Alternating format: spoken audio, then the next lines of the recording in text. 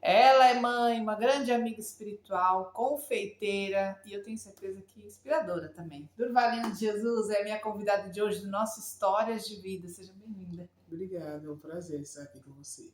E olha, já fica com a gente, já deixa seu like logo depois da vinheta. Já acredite que você vai ter uma história inspiradora para você. Roda a vinheta.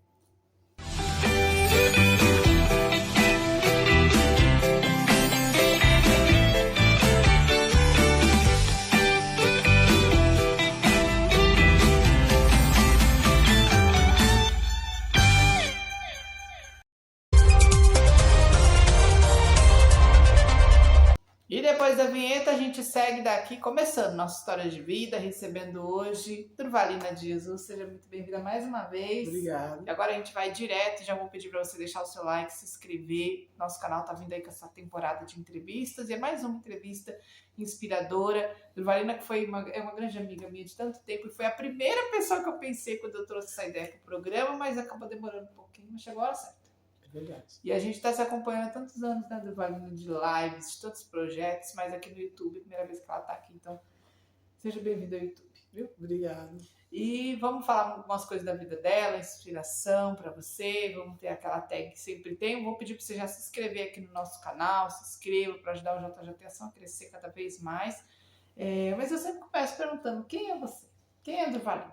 Bom, eu sou Durvalina de Jesus Geraldo, tenho 55 anos, tenho 5 filhos, 3 netos, está vindo mais um netinho, né, da minha filha caçula. Me considero uma pessoa determinada, me considero uma pessoa, não vou dizer guerreira, porque eu acho uma palavra muito forte, acho que a gente tem que ter determinação, né, na nossa vida para vencer as batalhas da vida. Então eu sou essa pessoa que acredita muito no ser humano, independente das coisas que a gente ouve ou vê, fala ou façam comigo, eu ainda acredito muito na humanidade. Eu sou essa pessoa. É isso aí, mais da Durvalina você vai conhecer hoje aqui no programa. Vamos começar falando das suas origens. A nossa história começa lá atrás, né? Criancinha, o que você lembra? De onde veio o seu nascimento? Fala pra gente um pouquinho da sua infância. Então, eu fui uma criança muito feliz, né? Porque minha mãe precisou me deixar com a minha vizinha, com uma família, né? Vizinha, pulando uma casa da nossa já era a casa que eu ficava, né? Então, desde os 3 anos até os 12 anos, eu fui criada pela minha vizinha, tipo de segunda a sábado. Aos domingos eu ficava com a minha mãe. E lá também, depois que ela me pegou para tomar conta, ela teve mais filhos, né? Que eu considero eles como meus irmãos, né? Também, fora os meus irmãos biológicos, eu tenho eles, que é a Aurora, o Cláudio, o Kleber, a Andréia e o Cosme. Eles são meus irmãos, né? Sou irmã deles de criação. E eu tenho os meus irmãos biológicos, né? A Helena, o Paulo, o Renato e o Eduardo, que infelizmente faleceu. E eu fui muito feliz, porque como eu fui a última filha, e fui uma filha temporã, né? Quando eu nasci, minha mãe já tinha 45 anos, meu pai já tinha 46 anos. Então eu era a menor dos dois lados.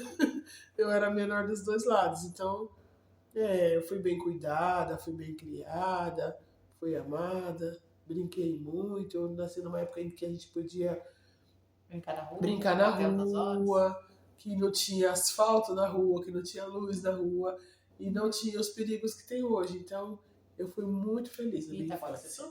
Não, minha infância foi primeiro na Ponte Rasa, com essa família que eu tô falando, e com os meus pais também. Aí, em 1982, eu vim para Itaquá. Eu tinha 12 anos. E ficou. Fiquei aqui nessa mesma casa, nessa mesma rua. Bacana. E tem muito dessa história que a gente vai falar mais. E vamos falar de escola, porque eu acho que escola, nunca abordei isso aqui no programa e eu queria com você detalhar isso. A escola também, eu acho que remete muitas histórias. Você tem alguma história com escola, alguma professora que te marcou, uma colega de escola?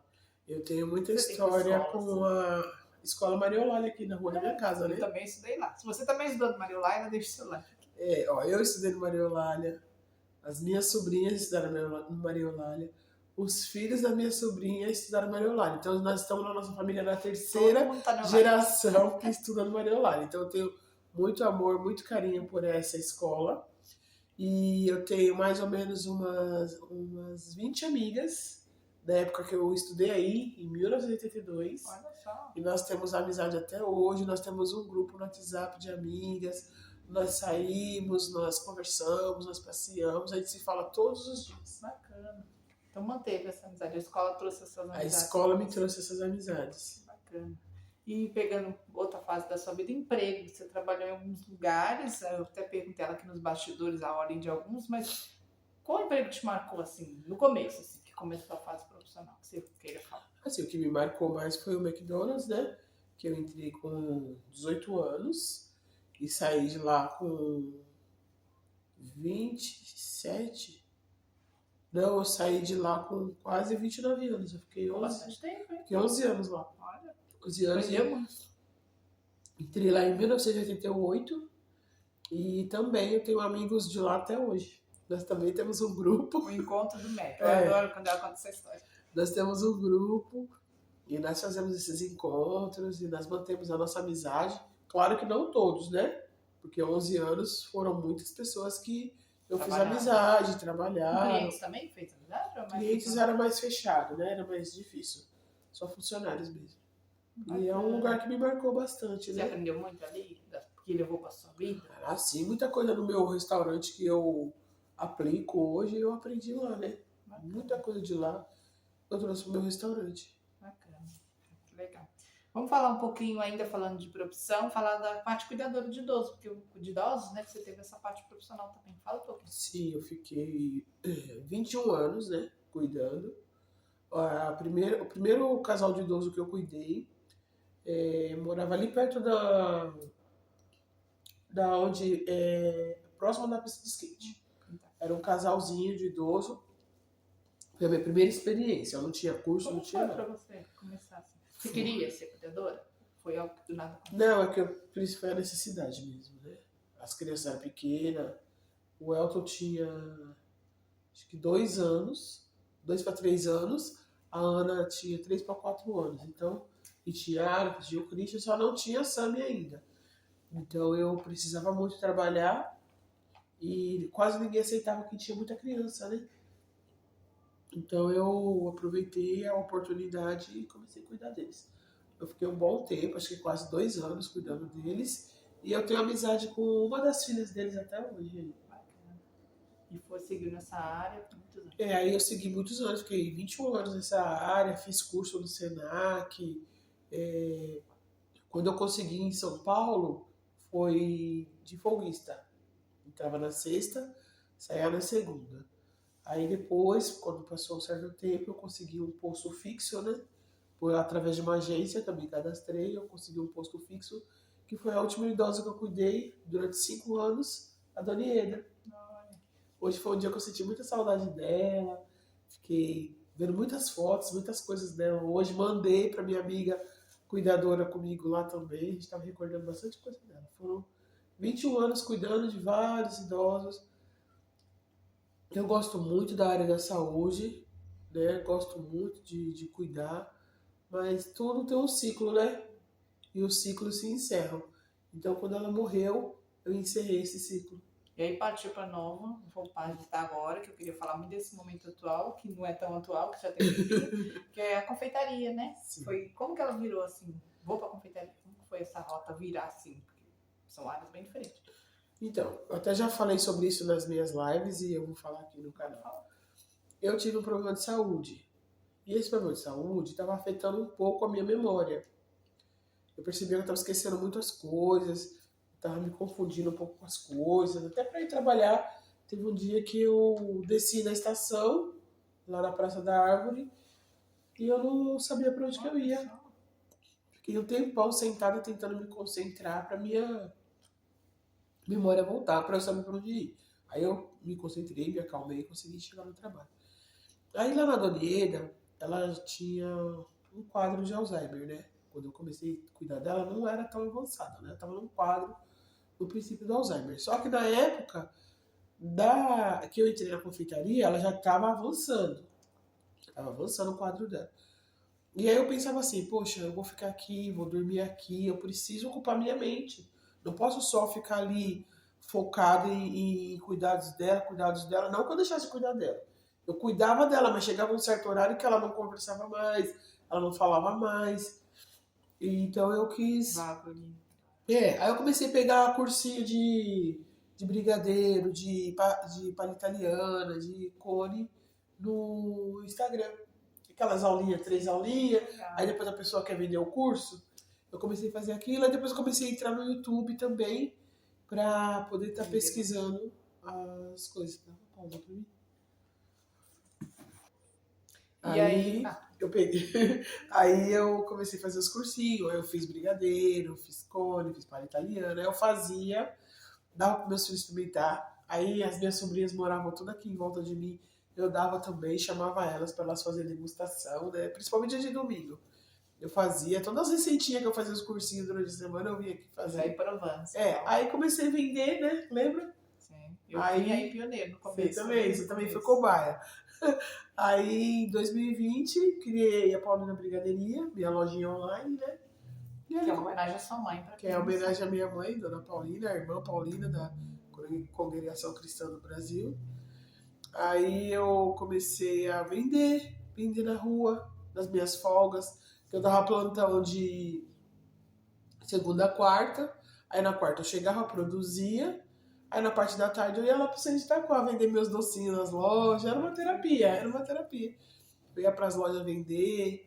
Eu tinha meu salário, né? Mas eu saía pra vender. Um hobby que virou uma profissão. Eu saía, vendia, fiz amizade, conversava. Um dia eu fui numa loja de lingerie, teve uma moça que ela falou assim, olha, um dia você vai ter uma loja, você vai ter alguma coisa, porque as coisas que você faz é tão gostosa.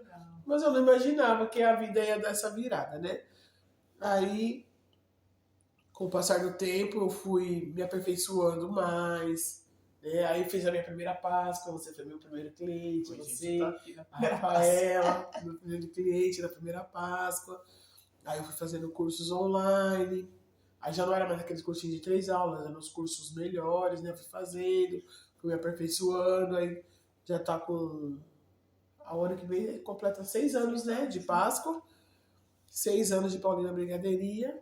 E em 2022 eu me matriculei no Instituto Gourmet para me profissionalizar realmente como confeiteira. Estudei 2 anos lá, sou formada confeiteira. Hoje eu faço docinhos, faço bolos de aniversário, faço os faço e venda, que é cone, palha italiana, brigadeiro, pudim, tudo, né? Aí eu comecei com a minha lojinha lá embaixo, aluguei um ponto, saí aqui do online, né? Aluguei um ponto lá embaixo. Porque veio pandemia nisso tudo, né? No meio disso tudo teve a pandemia. Porque eu comecei em 2020, eu já estávamos na pandemia, né? Mas é por isso que eu vendia muito online, porque não podia ter nada físico, então eu vendia muito online, mas só a Páscoa que foi física, mas o resto foi online. Aí eu peguei, em 2022 comecei a estudar lá no Gourmet, e também em 2022 o Alzheimer avançou mais na Donieta, né? E nós fomos pegos de surpresa por um câncer bem agressivo no estômago, que nunca deu sinal, e quando a gente descobriu, ela morreu em 30 dias.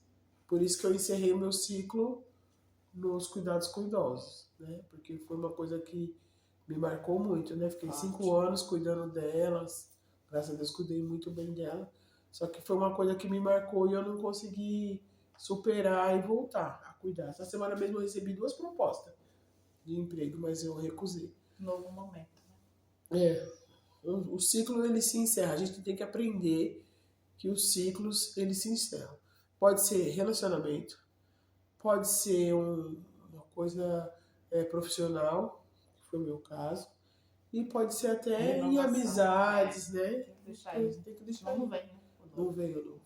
Vamos falar de um momento muito forte da sua vida que eu conheço, até pedi a liberação dela pra gente falar aqui, e eu acho importante a gente ter essa abertura de falar que você viveu um processo de violência doméstica num momento da sua vida, e pegando o que você aprendeu com isso, eu creio que com muita sabedoria, que recado você dá para mulheres que estão vendo o programa e que talvez vivem uma relação tóxica, uma relação abusiva, e eu não estou falando só de violência, estou falando de violência verbal, violência sexual, violência psicológica.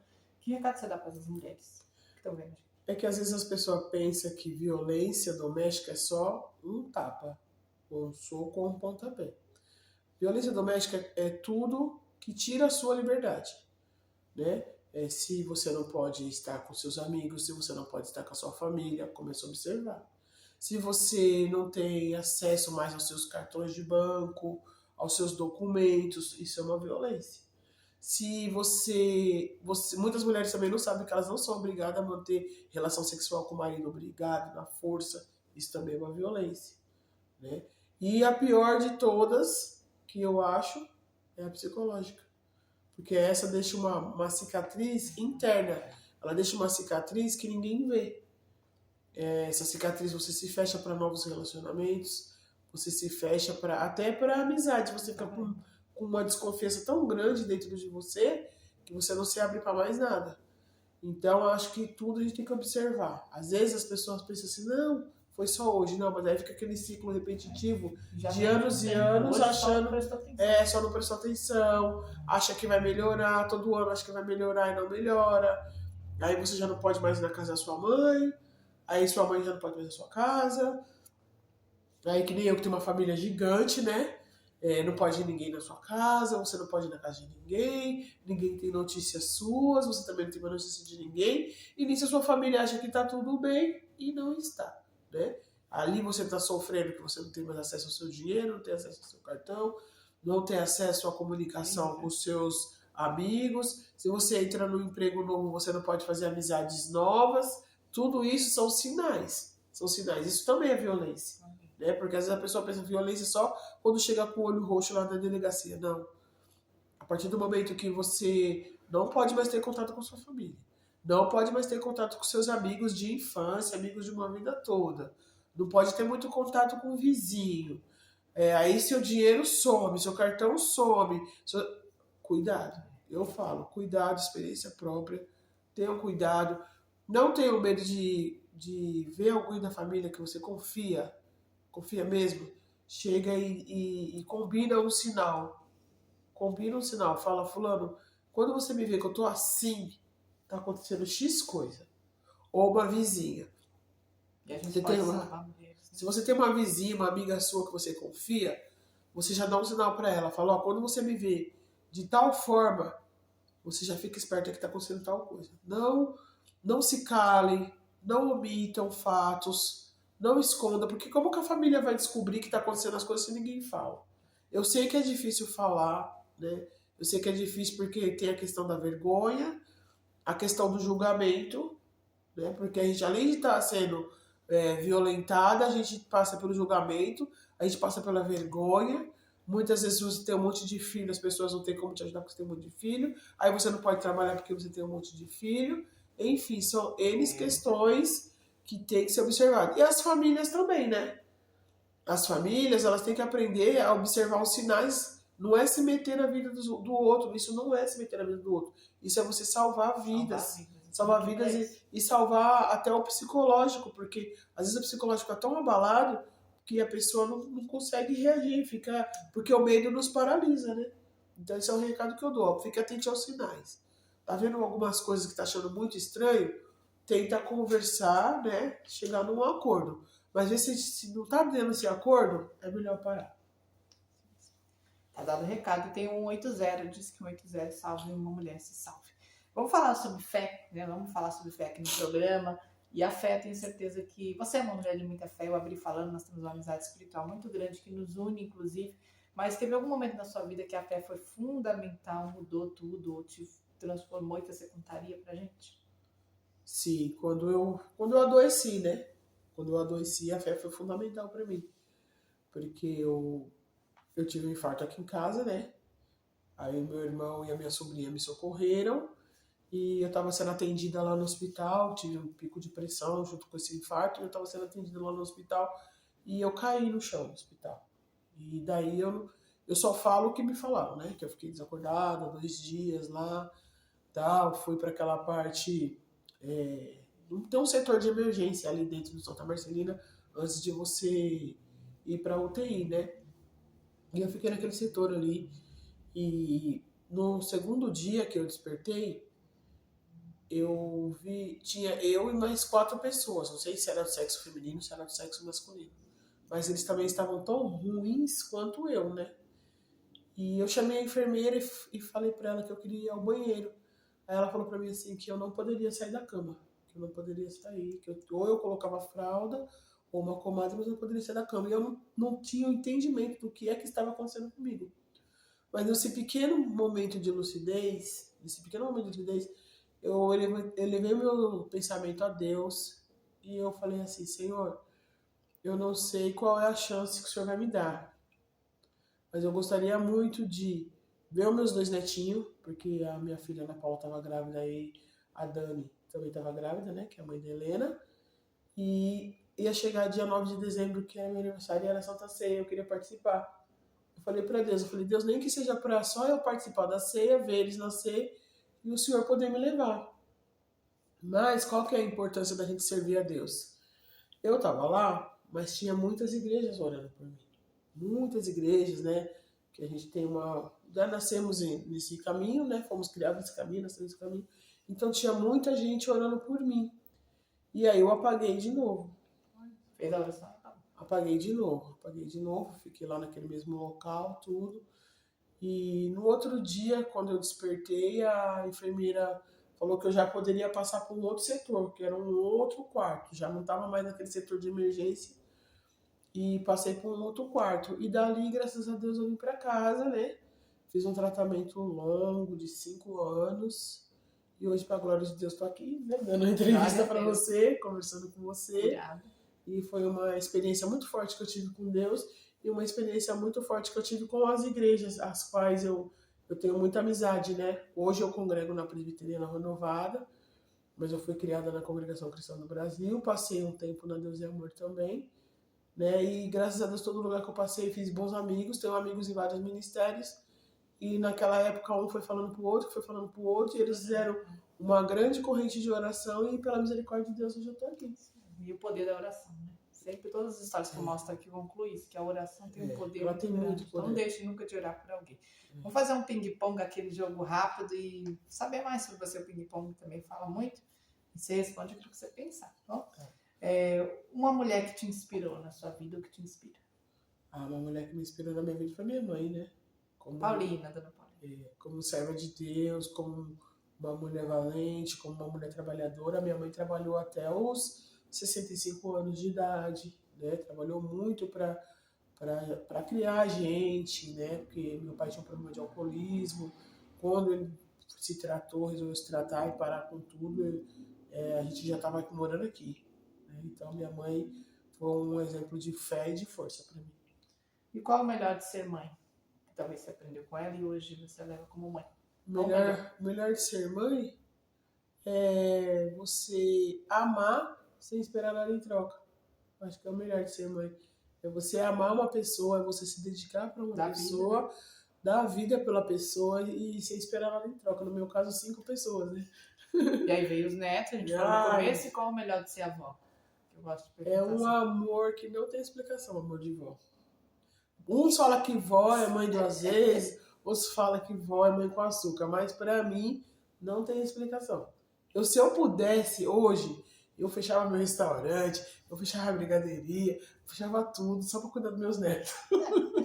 Um beijo para todos eles também. Um beijo para Davi, para Helena, Eduardo e o próximo que tá vindo aí que a gente ainda não sabe o sexo. E qual o maior orgulho em ser brasileira que você possa ter? Eu amo meu país. Qual você se orgulha do nosso país?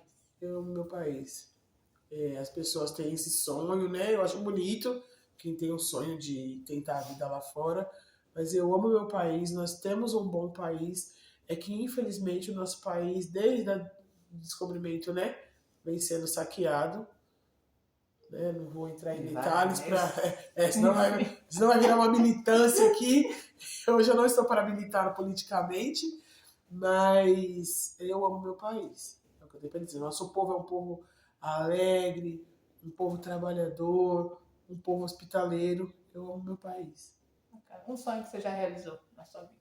Você pode falar, realizei isso. Algo que você conquistou, que você realizou. Que era um sonho? Eu acho que o restaurante Paulina. Que hoje você trabalha. Que hoje eu trabalho para mim mesma. Empreender no Brasil não é fácil ser empreendedor no Brasil, né? Quando eu comecei lá atrás, fazendo as minhas aulinhas no Instagram, fazendo brigadeirinho, dando para vocês comer, não tinha nem cliente ainda para vender. Aí as minhas sobrinhas eram cobaia, meus filhos eram cobaia, todo mundo era cobaia. Eu não achava que eu ia alugar um ponto. Eu aluguei esse ponto para vender doce, e hoje em dia estou vendendo comida, né? E para mim é uma realização.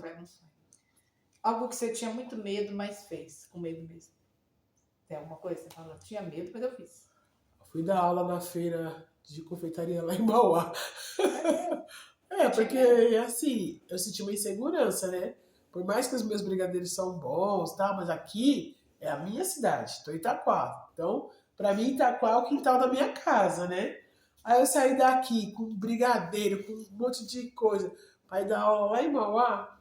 Então, fui com medo mesmo, mas né? Deu certo, foi bom. Deu certo. Eu tenho as administradoras lá do grupo de confeitaria que eu participo, a Mônica e a Tereza, elas falam, vai com medo mesmo. E eu fui com medo mesmo. O lugar mais bonito que você já foi ou que você já viu? O lugar mais bonito que eu fui foi para Balneário Camboriú, lá em Santa Catarina. Foi muito gostoso. Passei uma semana lá. Eu gostei muito de lá. Um louvor que você ama, assim, que te marca, ou que você fala de Durvalina e esse louvor. Tem algum assim? Eu gosto do Marcos Antônio. Aquele louvor que fala: o meu louvor sempre será na minha vida até o final. Adorarei de coração, és o motivo da minha canção. Não me perguntes de onde vim, não me importa para onde vou. Jesus, meu guia é minha história, eu te ofereço o meu viver, Senhor. Ai, que lindo! Olha que honra, Durvalina cantando no programa. Eu sabia que ia ter esse momento aqui. O que você diria para a Durvalina do passado? Olhando a Durvalina lá de trás, com o que está acontecendo hoje, você falaria o que para ela?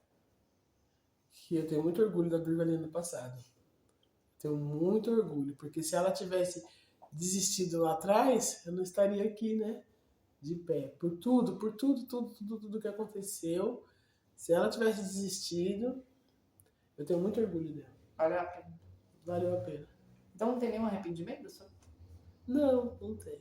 A gente não tem que ter arrependimento, a gente tem que ter aprendizado. Né? Os meus erros e os meus acertos foram aprendizados. Eu digo para os meus filhos sempre assim, nós não vamos errar nas coisas que nós já erramos, porque a gente já tirou uma lição. Agora nós vamos errar em coisas diferentes. Porque ninguém é perfeito, a gente vai estar sempre errando, aprendendo, errando e aprendendo. Para fechar esse vídeo, eu vou deixar aqui um agradecimento. Se você quiser agradecer para alguém, mandar um beijo para alguém, fique à vontade, falar das suas redes, se quiser. Bom, as minhas redes sociais é Paulina Brigadeiria e Restaurante Paulina no Instagram. No Facebook, mesma coisa.